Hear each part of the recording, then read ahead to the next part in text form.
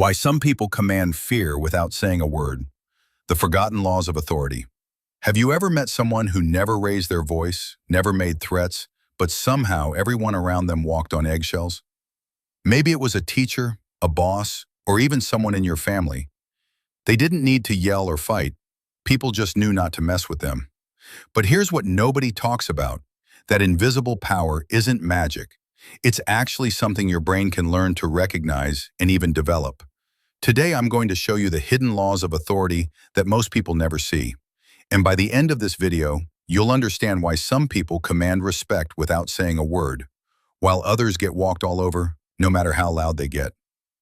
If you've ever wondered why your niceness gets you nowhere, or why standing up for yourself feels so scary, this video is your mirror.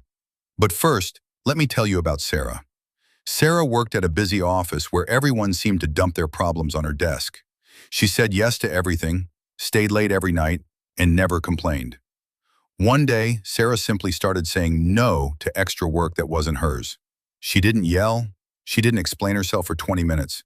She just said no with a calm voice. Within a week, her coworkers were calling her selfish and difficult. Some even complained to her boss, all because she stopped being their personal problem solver. Now here's the mind-blowing part.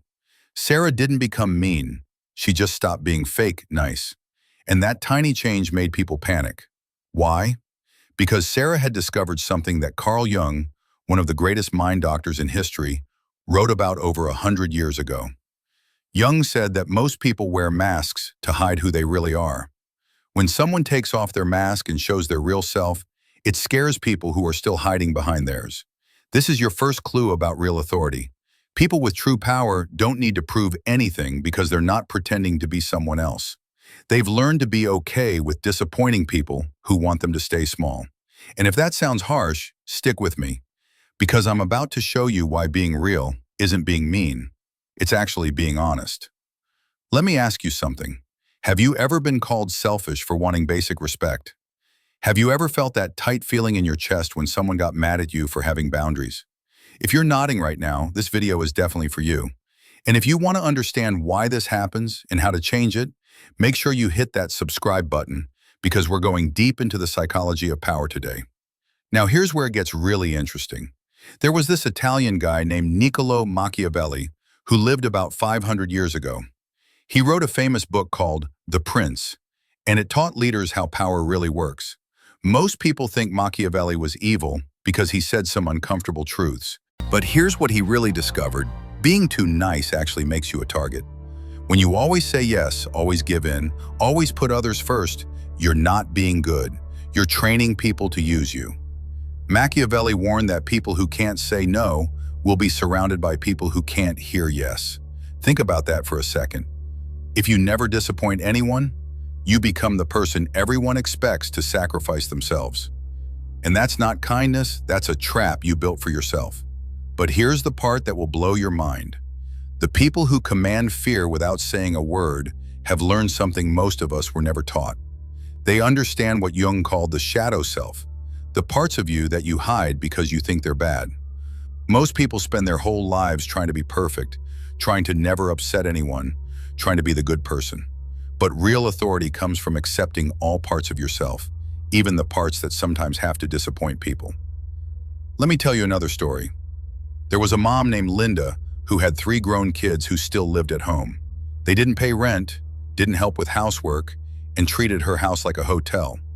Linda cooked, cleaned, and paid for everything, while her kids complained that she wasn't doing enough. One day, Linda simply said, "You have 30 days to find your own place or start paying rent." She didn't scream or threaten, she just stated a fact. Her kids called her heartless. Her neighbors whispered that she was throwing her children out. But something amazing happened. Her kids finally grew up and started taking care of themselves. Linda had discovered what Jung called individuation, becoming who you really are instead of who everyone wants you to be. And that process always involves disappointing people who benefited from your fake self. Your fake self says yes when you mean no. Your fake self apologizes for existing. Your fake self believes that your job is to make everyone else comfortable, even when it makes you miserable. Now, I know what you're thinking. This sounds selfish. This sounds mean. And that reaction is exactly what I want to talk about next. Because that guilt you're feeling, someone else put it there, and it's not yours to carry. Here's what another brilliant mind doctor named Donald Winnicott discovered. He found that babies learn very early whether their real feelings are okay or not. Some babies cry and get comfort. Other babies cry and get told they're being difficult. The babies who learn that their real feelings cause problems start wearing masks very early. They become the people pleasers, the ones who always give in, the ones who feel guilty for wanting anything. But here's the truth that nobody wants to tell you. You didn't come into this world to be everyone's emotional support person. You are not responsible for fixing what other people won't face about themselves. Your job is not to make difficult people comfortable by making yourself small. And if that makes people angry, that's information about them, not about you. Let me share something that might change how you see everything. Melanie Klein, another famous mind doctor, discovered that we all carry blueprints from childhood about how relationships work. If you grew up in a house where love came with conditions, where you had to be perfect to be accepted, your brain learned that your worth depends on never upsetting anyone. But that blueprint is broken. Real love doesn't require you to disappear. Now here's where the rubber meets the road. People with real authority have learned to update their emotional blueprint.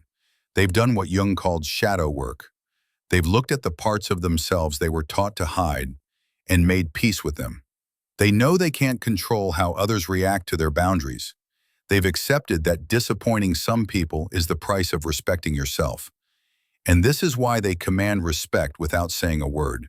It's not because they're mean or scary. It's because they're real.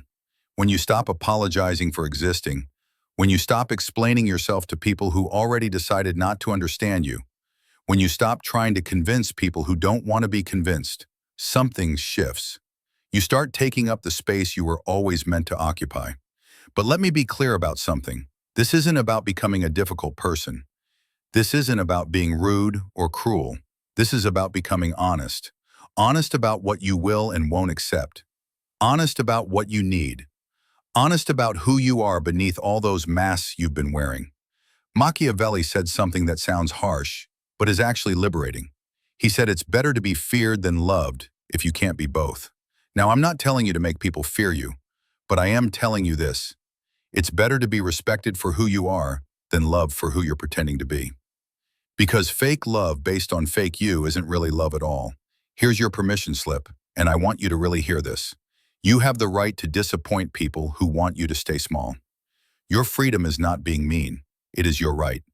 You are not responsible for managing other people's emotions about your choices. You didn't sign up to be everyone's therapist, their problem solver, or their emotional dumping ground. Jung once said that becoming yourself means disappointing others. Read that again. The greatest mind doctor in history said that growing up requires letting some people down. Because the only way to find out who really loves you is to stop being fake and see who sticks around. Now, I can already hear the voices in your head. But what if people don't like me? What if they think I'm selfish? What if they leave? And here's what I want you to understand. Those fears are real, but they're not facts. They're echoes from childhood when you needed approval to survive. But you're not a child anymore. You can handle people not liking your choices. You can survive disappointing people who were never really on your team anyway. Let me tell you what happens when you start showing up as your real self. At first, people who benefited from your fake self will push back hard. They'll try guilt, anger, manipulation, silent treatment, anything to get their people pleaser back. This is what psychologists call an extinction burst. It's like when a broken vending machine suddenly spits out extra candy right before it completely stops working. People will temporarily get more demanding right before they finally accept your new boundaries. But here's the beautiful part. Once you get through that storm, something amazing happens. The people who truly care about you will adjust. They'll learn to respect your boundaries because they want you in their life more than they want to control you. And the people who can't handle the real you will gradually fade away, making room for relationships based on truth instead of convenience. This is what real authority looks like. It's not about controlling others. It's about controlling access to yourself. It's about being the gatekeeper of your own energy, your own time, your own peace of mind. People with this kind of authority don't need to raise their voice because their actions speak louder than words. They don't argue with people who don't respect them. They simply remove themselves from situations that don't serve them. Now here's a secret that Machiavelli understood but most people miss. The most powerful people don't try to be powerful, they just refuse to be powerless. There's a huge difference. Powerless people beg for respect, explain themselves constantly, and try to convince others of their worth. Powerful people simply expect respect and walk away from people who can't give it. But I want to address something important. Some of you are thinking, this sounds nice, but I can't just change overnight. I've been a people pleaser my whole life. What if I mess up? What if I go too far? And that's okay. Change is scary, especially when you've been hiding behind masks for so long that you're not sure who you really are underneath. Here's what Jung would tell you. The process of becoming yourself, what he called individuation, isn't about becoming perfect, it's about becoming whole. That means accepting that you'll sometimes make mistakes, sometimes upset people, sometimes choose yourself over others' expectations. And that's not just okay, it's necessary. Start small. Practice saying no to one small request this week. Notice how it feels in your body. Pay attention to the guilt that comes up and remind yourself that guilt is not yours. It's a learned response from people who needed you to be small so they could feel big. You can feel the guilt and still honor your boundaries. Feelings are not facts. Remember what Donald Winnicott taught us about the true self versus the false self. Your false self is exhausted from all that performing, all that people-pleasing, all that emotional labor was never yours to do. Your true self is waiting patiently underneath all those masks, ready to show you what real peace feels like. Here's another permission statement for you. You are not imagining this. There's a brain reason it feels so extreme when you start setting boundaries. Your nervous system was trained to see other people's disappointment as a threat to your survival. But you're not in danger when someone gets upset about your boundaries. You're finally getting safe. And to everyone watching who recognizes themselves in Sarah's story, in Linda's story, in the exhaustion of always saying yes when you mean no, I see you. This video is your mirror. That tight feeling in your chest when someone pushes your boundaries isn't you being sensitive. It's your true self trying to protect you from people who don't have your best interests at heart. Let me share one final story. There was a man who spent 40 years of his life trying to make his critical father proud. He chose jobs his father approved of, married someone his father liked, even decorated his house the way his father suggested. When his father died, this man realized he had lived an entire life that wasn't his. He had become so good at being what others wanted that he had no idea who he actually was. Don't let that be your story. Jung said something profound about this.